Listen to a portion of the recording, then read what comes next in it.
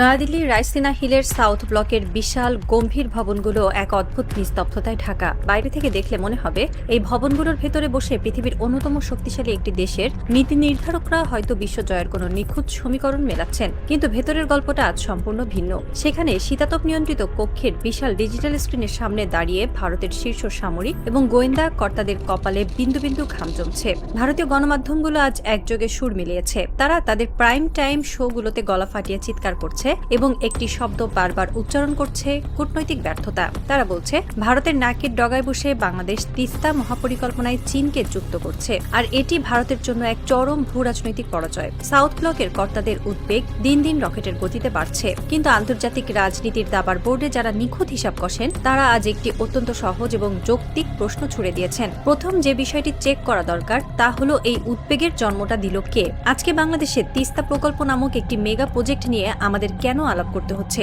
কেন আমাদের হাজার হাজার কোটি টাকা খরচ করে পদ্মা ব্যারেজ করতে হচ্ছে, সেটা চীনের টাকায় হোক আর দেশের টাকায় হোক, এই বিশাল কাজটা আমাদের কেন করতে হচ্ছে? এর উত্তর খুঁজতে হলে আমাদের ফিরে তাকাতে হবে ইতিহাসের এক চরম বিশ্বাসঘাতকতার দিকে। ভারত যদি ফারাক্কা ব্যারেজ না করত, ভারত যদি আন্তর্জাতিক আইনের তোয়াক্কা না করে গায়ের জোরে আমাদের উপর পানি আটকে না রাখত, তবে আজ আমাদের এই মেগা প্রজেক্টের কোনো প্রয়োজনই ছিল না। কলকাতা বন্দর সচল করার নামে, হুগলি নদীতে পানি ট্রান্সফার করার নামে তারা শত শত ক্যানেল বা খাল কেটে কৃষি জমিতে পানি টেনে নেওয়ার যে অমানবিক কাজটি করেছে, তার ফলেই আজ বাংলাদেশের নদীগুলো ধুকে ধুকে মরছে। আমাদের যে অভিন্ন নদীগুলো আছে, সেই নদীগুলোতে তারা রিভার লিঙ্কেজ প্রজেক্ট বা নদী সংযোগ প্রকল্প করে ফেলেছে। তিপাইমুখ, তিস্তার উজানে, পদ্মার ওপরে, গঙ্গার উপরে বড় বড় ড্যাম বা বাঁধ দিয়ে তারা বাংলাদেশের ছোট বড় ৩০০-র বেশি নদীকে গত ৫০ বছরে আক্ষরিক অর্থে গলা টিপে হত্যা করেছে। তাহলে আজ যে তারা উদ্বেগ প্রকাশ করছে, এই উদ্বেগটা কার হাতের কামাই? আমরা কি ফারাক্কা ব্যারেজ করেছি? আমরা কি ভারতের পানি আটকে তাদের উদ্বেগের জন্ম দিয়েছি? না, আমরা আসলে ভারতের সেই আগ্রাসী এবং অমানবিক সিদ্ধান্তের এক অসহায় ভিকটিম বা শিকার। আমরা আসলে চাচ্ছি আমাদের কৃষককে, আমাদের কৃষিকে, জেলেকে এবং আমাদের মৃতপ্রায় নদীগুলোকে বাঁচিয়ে রাখতে। আমরা সিম্পলি আমাদের বেঁচে থাকার অধিকারটুকু চাচ্ছি। আজ ভারতের নীতি নির্ধারকরা যখন তিস্তা নিয়ে উদ্বেগে ভুগছেন, তখন বাংলাদেশের সাধারণ মানুষ তাদের দিকে এক অভাবনীয় এবং লজিক্যাল চ্যালেঞ্জ ছুড়ে দিয়েছে। আপনারা যদি এত উদ্বেগ না চান, তবে আপনারা আপনাদের সবগুলো ড্যাম বা বাঁধ ভেঙে ফেলেন। খুব সিম্পল জিনিস। আপনারা তিস্তা থেকে শুরু করে পদ্মার উজানে যতগুলো ড্যাম দিয়েছেন, এগুলো সব ডিনামাইট দিয়ে উড়িয়ে দেন। ভেঙে ফেলুন আপনাদের ওই ফারাক্কা। আপনারা যদি ওই ড্যামগুলো ভেঙে ফেলেন, তবে আমাদের কি করতে হবে? আমাদের আর পদ্মা ব্যারেজ করতে হবে না, আমাদের আর তিস্তা প্রকল্প করতে হবে না, আর তিস্তা প্রকল্পের জন্য আমাদের চীনকেও দাওয়াত দিয়ে আনতে হবে না। খুব সিম্পল একটা সমীকরণ। এখন আজকের যে কারণে আপনাদের এই উদ্বিগ্নতার ট্যাবলেট তো আপনাদের নিজেদের পকেটেই আছে। অ্যান্টি ডিপ্রেসেন্ট বা বিষণ্ণতা দূর করার সেই ওষুধ আপনারা খাচ্ছেন না কেন? আমরা তো কোনো কিছুর জন্য দায়ী নই। অনেকে বলবেন কথাগুলো বড্ড অফেন্সিভ বা আক্রমণাত্মক হয়ে যাচ্ছে, কিন্তু ইনফ্যাক্ট বা বাস্তব রিয়েলিটি কি? আমরা তো এখনো পর্যন্ত ডিফেন্সিভ বা রক্ষণাত্মক খেলাও শুরু করিনি। আমরা তো এখনো কিছুই খেলিনি। তাহলে সমস্যাটা কোথায়? সমস্যাটা হলো ভারতের মনস্তত্ত্বে। ভারতের যারা নীতি নির্ধারক, যারা চাণক্যের বুদ্ধি আর কৌটিল্যের কূটনীতিতে চলেন, তাদের সবচেয়ে বড় প্রবলেম হলো তারা সবকিছু শুধু মাথা দিয়ে করার চেষ্টা করেন, কিন্তু তারা ভুলে যান চিন্তার একটি বড় অংশ অন্তর বা হার্ট দিয়ে করতে হয়। কূটনীতিতে সততা বা অনেস্টি থাকতে হয়। ভারতের এই উদ্বিগ্নতার মধ্যে কোনো সততা নেই, কোনো ইন্টিগ্রিটি বা নৈতিকতা নেই। তারা গলা টিপে ধরে বলবে শ্বাস নাও, আবার শ্বাস নিতে গেলে বলবে তুমি অন্য দেশের অক্সিজেন কেন নিচ্ছ? ভারতের মিডিয়া এবং কট্টরপন্থীরা ইদানিং একটি অত্যন্ত হাস্যকর এবং অধ্যত্বপূর্ণ হুমকি দিচ্ছে। তারা বলছে বাংলাদেশ যদি চীনের সাথে মেগা প্রজেক্ট করে, তবে তারা নাকি বাংলাদেশকে ফিলিস্তিন বা ইউক্রেন বানিয়ে ফেলবে। কি মারাত্মক স্পর্ধা! কিন্তু প্রশ্ন হচ্ছে তারা কিভাবে বাংলাদেশকে ফিলিস্তিন বানাবে? ভারত দাবি করছে তাদের সিকিউরিটি বা নিরাপত্তার হুমকি আছে। এখন সিকিউরিটি হুমকির জন্য কি বাংলাদেশ দায়ী? আমরা কি ৬২ সালে অরুণাচল দখল করেছি? আমরা কি উত্তরের দিকে হিমালয়ের আশপাশ থেকে ভারতের জমি দখল করে নিয়েছি? তাহলে ভারত এত উদ্বিগ্ন কেন? বাংলাদেশ কি কখনো ভারতের সভেরেনিটি বা সার্বভৌমত্বে কোনো আঘাত এনেছে? কখনো করেনি। তাহলে তিস্তায় চীনারা আসুক বা না আসুক, চীন নিয়ে দিল্লির এই ভীতি তো এমনিতেই এক্সিস্ট করে বা আগে থেকেই করে আসছে। ১৯৬২ সালে চীন অরুণাচল দখল করে ফেলেছিল। ৩ দিন তারা সেটা নিজেদের দখলে রেখে পতাকা উড়িয়ে আবার ৩ দিন পরে ভলেন্টারিলি বা স্বেচ্ছায় উইথড্র করে পিছু হটে চলে গেছে। কদিন আগেই আপনারা হয়তো দেখেছেন লাদাখের ওখানে চীনারা রাস্তা করছে। ভারত দাবি করছে এটা আমাদের রাস্তা, কিন্তু চীনারা তাতে পাত্তাই দেয়নি। তারা বলছে না, এটা আমাদের জমি, আমরা আমাদের জমিতে রাস্তা করছি। ভারত সেখানে টু শব্দটিও করতে পারেনি। তাহলে ভারতের এই উদ্বিগ্নতার অ্যাড্রেস করার জায়গায় তাদের মাথায় রাখতে হবে এটা তাদের সমস্যা। চীনকে ভয় পাওয়া তাদের নিজেদের মনস্তাত্ত্বিক রোগ। এটার কারণ তারা নিজেরাই এবং এর সমাধানও তাদেরকেই করতে হবে। বাংলাদেশের ঘাড়ে বন্দুক রেখে এই ভয় দূর করা যাবে না। ভারত যে আমাদের গাজা বা ইউক্রেন বানানোর হুমকি দিচ্ছে, সেই হুমকি বাস্তবায়নের জন্য যে অর্থনৈতিক এবং বৈশ্বিক পেশিশক্তি প্রয়োজন তা কি ভারতের আছে? আসুন বিশ্বমঞ্চে ভারতের বর্তমান অবস্থানটা একটু মিলিয়ে দেখি। আমেরিকার deputy secretary of state Christopher Landau March মাসে অবজারভার ফাউন্ডেশনে একটি বক্তব্য দিয়েছেন। সেখানে তিনি অত্যন্ত পরিষ্কার করে দিল্লির মাটিতে বসেই ইন্ডিয়ানদেরকে একটি কড়া বার্তা দিয়েছেন। তিনি বলেছেন, চায়নার ব্যাপারে চায়নাকে ক্ষমতাশীল করে, চায়নাকে অর্থনৈতিকভাবে উন্নত করে আমরা যে ভুলটা করেছি সেটা আমরা ইন্ডিয়ার ক্ষেত্রে করব না। Message very clear. মেসেজটা একদম পরিষ্কার। আমেরিকা বলছে, আমরা চীনকে অর্থনৈতিক পরাশক্তি বানানোর সুযোগ দিয়ে যে ভুল করেছি, ভারতকে সেই সুযোগ আমরা দেব না। আপনাদেরকে আপনাদের রেগুলার টার্মস বা সাধারণ নিয়মে ব্যবসা করতে হবে। এই প্রোগ্রামে উপস্থিত ছিলেন ভারতের গোয়েন্দা সংস্থা র এর সাবেক চিফ বিক্রম সুদ। তার একটি ইন্টারভিউতে তিনি পরিষ্কার করে বলেছেন যে it's a clear warning for Indian politics and economy. এটি ভারতের রাজনীতি এবং অর্থনীতির জন্য একটি সুস্পষ্ট সতর্কবার্তা, এবং এই সতর্কবার্তার সূত্র কিন্তু আমরা ইতিমধ্যেই দেখতে পাচ্ছি।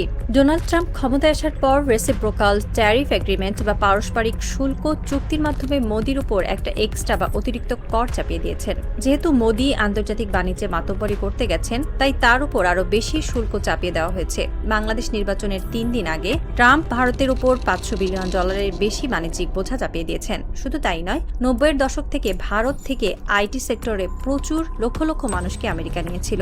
ট্রাম্প এসে সেই B1 বা B2 ভিসা সম্পূর্ণ বন্ধ করে দিয়েছে। সে ভিসা শুধু বন্ধ করে ক্ষান্ত হয়নি, হাজার হাজার অবৈধ ভারতীয়কে কার্গো প্লেনে করে প্যাক করে গুডসের বা পণ্যের মতো করে বস্তাবন্দি করে ভারতে ফেরত পাঠাচ্ছে। অতএব এটি খুব পরিষ্কার যে আপনি যখন ভূ রাজনীতির খেলায় নামবেন, তখন আপনার যে ব্লাড সার্কুলেশন বা রক্ত প্রবাহ দরকার, আপনার যে শক্তিশালী অর্থনীতি দরকার, সেই অর্থনীতি আসলে ভারতের নেই। সে প্র্যাকটিক্যালি বা বাস্তবে বাংলাদেশকে গাঁজা বানানোর মতো কোনো অ্যাকশন নিতে পারবে না। মধ্যপ্রাচ্যের যুদ্ধে আমেরিকা এবং ইসরায়েল যেমন হেরেছে, তাদের সাথে ভারতও সমানভাবে হেরেছে। এই যুদ্ধে হারার মধ্য দিয়ে ভারতের অর্থনীতি আজ এক চরম বিপদগ্রস্ত অবস্থায় আছে। তার তো আর ইরানের মতো রিহ্যাবিলিটেশন তহবিল থেকে টাকা নেওয়ার সুযোগ নেই। আবার গ্লোবালি বা বৈশ্বিকভাবে ডিপ্লোম্যাটিক জায়গা থেকে দেখুন, ভারতের যে নেইবারহুড বা তার যে মহল্লা, সেখানে ভারতকে অনেকেই আঞ্চলিক পরাশক্তি মনে করে। কিন্তু ভারত আসলে আঞ্চলিক পরাশক্তিও না, সে আসলে সত্যিকার অর্থে কোনো নিরেট রাষ্ট্রই না। ভারত হলো একটি ফ্র্যাকচার্ড নেশন বা খণ্ডিত জাতি। ভারত আসলে একটি কলোনিয়াল স্টেট বা ঔপনিবেশিক রাষ্ট্র। আজ ভারতের নিজের মহল্লায় কোনো রাষ্ট্র নেই যারা ভারতের কথা শোনে। নেপালের প্রধানমন্ত্রী ভারতের সচিবের সাথে দেখা পর্যন্ত করেননি। তিনি মুখের উপর বলে দিয়েছেন, এই সব সচিব টচিবের সাথে দেখা করার সময় আমার নেই, মোদিকে পাঠাও। তিনি ভারতের সচিবকে আক্ষরিক অর্থেই ঘাট ধরে ফেরত পাঠিয়েছেন। তাহলে সেই জায়গায় বসে আপনার বোঝা দরকার যে ভারতের ইন্টারনাল বা অভ্যন্তরীণ বাস্তবতাটা কোথায় গিয়ে ঠেকেছে। তাদের পলিটিক্সের অবস্থা দেখেন, it's a very tainted politics. সেখানে কোনো পলিটিক্স বা সুস্থ রাজনীতি নেই। বিজেপি ভারতের রাজনীতিকে ধ্বংস করে দিয়েছে, ভোট নষ্ট করে দিয়েছে, নির্বাচনী ব্যবস্থা ধ্বংস করে দিয়েছে। সকল রাজনৈতিক দলের এমপি মন্ত্রীদের বিরোধী দলের নেতাদের ভয়ভীতি দেখিয়ে, টাকার লোভ দেখিয়ে দল ভেঙে দিচ্ছে। মানে ইটস এ টোটাল ক্যাওস বা চরম অরাজকতা। এই ভারতটা কি? এটি হলো একটি কলোনিয়াল স্টেট বা ঔপনিবেশিক রাষ্ট্র, যে ভারতের 84 থেকে 85% নাগরিক স্বাধীন নয়। তাদের কোনো নাগরিক অধিকার নেই। জাতপাতের কারণে এটি এমন এক রাষ্ট্র যেখানে অচ্যুত, দলিত, হিন্দু মাইনরিটি বা তফসিলি জনগোষ্ঠী, মুসলমান, খ্রিস্টান, পাহাড়ি জনগোষ্ঠী সবাই যেন একটি কলোনিতে বা বন্দিশালায় বসবাস করছে। অতএব এরকম একটি কলোনির মতো রাষ্ট্রে থেকে, যেখানে দেশের 85% মানুষের মনে ক্ষোভ, সেখানে বসে আপনি কার সাথে যুদ্ধ করবেন? কে আপনার সাথে যুদ্ধ করবে? কয়দিন আপনি যুদ্ধ চালিয়ে যেতে পারবেন? আপনার রসদ আসবে কোথা থেকে? আপনার চারপাশে তো কোনো বন্ধু রাষ্ট্রই নেই।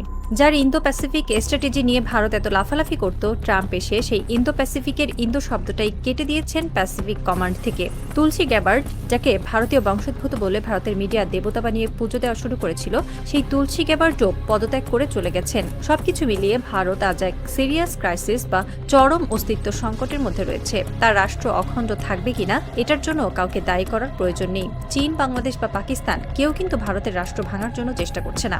এই রাষ্ট্র ভাঙার প্রক্রিয়াটা তাদের নিজেদেরই অর্জন, তাদের নিজেদের কর্মফল। পশ্চিমবাংলা দেখছেন না, কদিন আগে তারা পশ্চিম বাংলা দিবস পালন করেছে 20শে জুন, কারণ যেদিন বাংলা পার্টিশন বা ভাগ হয়েছিল সেদিনটাকে তারা সেলিব্রেট বা উদযাপন করেছে। ভারতের ভেতরের রাজ্যগুলোই আজ আলাদা হওয়ার স্বপ্নে বিভোর।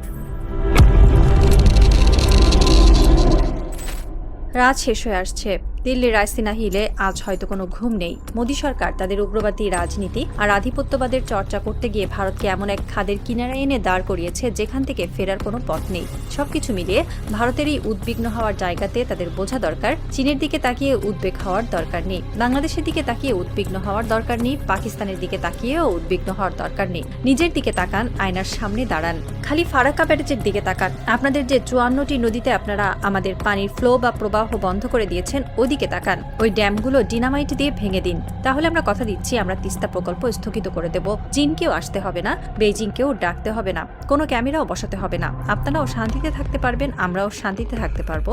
সিম্পল জিনিস। একটি রাজনৈতিক এবং ভূ কৌশলগত থ্রিলার আজ তার সবচেয়ে চরম এবং শ্বাসরুদ্ধকর ক্লাইম্যাক্সে এসে দাঁড়িয়েছে।